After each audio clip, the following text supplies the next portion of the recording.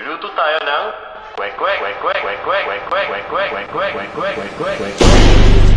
Yeah, quick, quick, quick, yeah, quick, quick, quick, yeah, quick, quick, quick, yeah, quick, quick, let go. Quick, pag umigo galing sa aking trabaho. Yeah, Ito ay itlog na may harinang nakapalo. Binebenta to ni Kuya doon sa may kanto.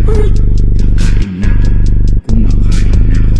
Kay sarap talaga lalo na't kapag pagod ka. yeah, Mura lang mapupuno na ang iyong sikmura.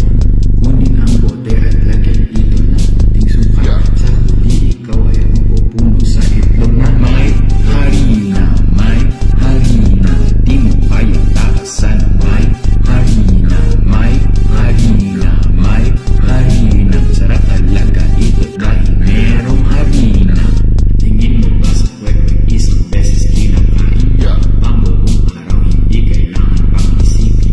Kwek-kwek sa umaga, yeah, kwek-kwek sa gabi, yeah, kwek-kwek sa tanghali, yeah. kwek-kwek pag-uwi.